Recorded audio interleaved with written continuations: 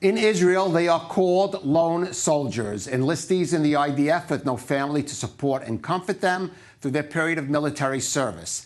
Though in some cases they are native Israelis from distressed circumstances, most are olim, Jewish immigrants to the Jewish state who have left their families behind in the diaspora.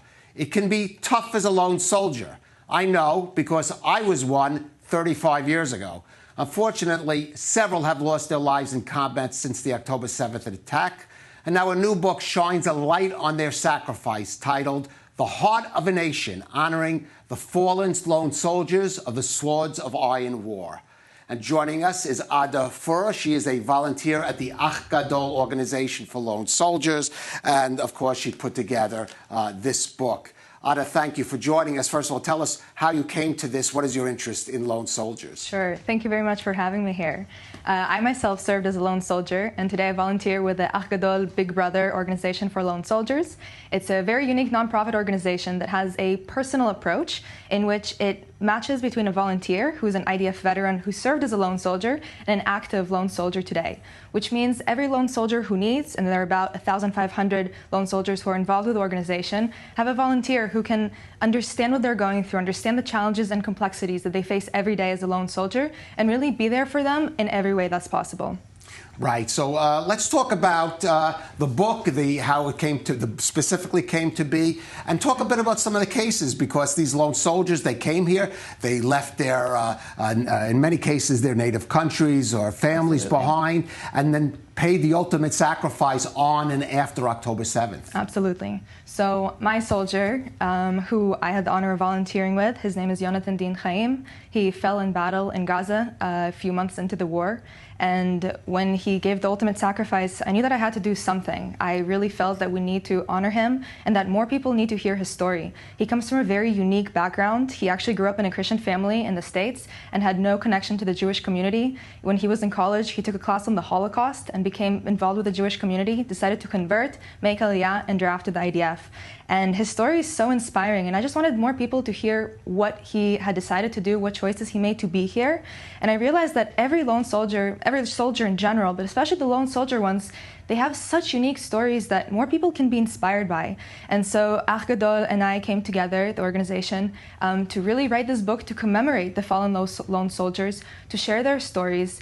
When you have Israeli soldiers who fall in battle, their families are here, they're able to, put up memorials and to have all kinds of events in which many, many people attend.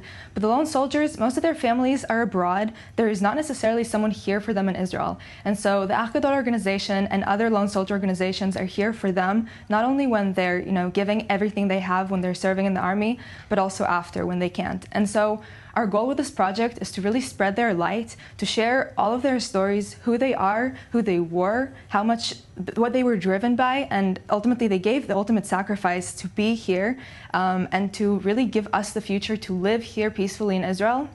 So our goal is really to spread their light, and I think any person who's able to donate and to buy this book, every dollar that they give to the organization by purchasing this book goes directly to the lone soldiers. And what does that mean? It means supporting the lone soldiers who are serving today in everything they need, whether it's in the apartment needs, in moving needs, and dealing with Israeli bureaucracy and the army bureaucracy. And at the end of the day, also reintegrating into Israeli society. Today, so many soldiers that were, then in civilian life are now reservists. About 40% of Ach Gadol volunteers went back into the army.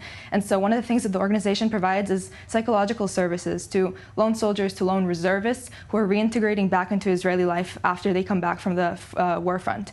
And on the other hand, I think anybody who holds this book in their hand, they're holding the stories of, at least so far, there's been 40 lone soldiers who've fallen during the war, but they're holding their stories and they can share their ambitions, their hopes, their dreams, and be inspired by them to pursue their own dreams and build their own future. And I think something that we can see across all the stories here, whether it's Israeli lone soldiers who drafted without having familial support, or it's lone soldiers who came from the international community, we can see that they all believed that they were part of something bigger. They wanted to contribute to the state of Israel. They knew that they were willing to give their lives, and ultimately they did, so that once again we could be here speaking right now, drinking our coffee, going on with our day-to-day life, and really, I think what we can do is take their light, take everything that they want it to be, their dreams, and transform them into coming together and really following our own dreams and making a better place. Right, we should mention, along with those who have fallen, there are a couple of lone soldiers who are being held hostage in Gaza. There are 2 lone soldiers, Omer and Eden, who are being held in Gaza right now, along with 101 other hostages.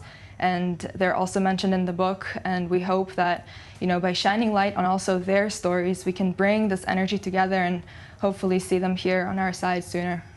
Right, and I could say, I know the difficulties of being a lone soldier, going home to either an empty room or an empty apartment without a family to support you. This didn't exist when I was around. I mean, do you think the Israelis have come to appreciate these young people who come here and have the double burden of making aliyah, immigrating to Israel, and then immediately being thrust into the situation of being in the army? Absolutely. I think as time goes on, more Israelis are really aware of lone soldiers. I think also because a lot of Israelis are the ones who are serving across the whole army. They come face to face with soldiers, even from something as, hearing someone with an accent. It's already getting people to ask questions. And then their parents are encouraging them to bring these friends home.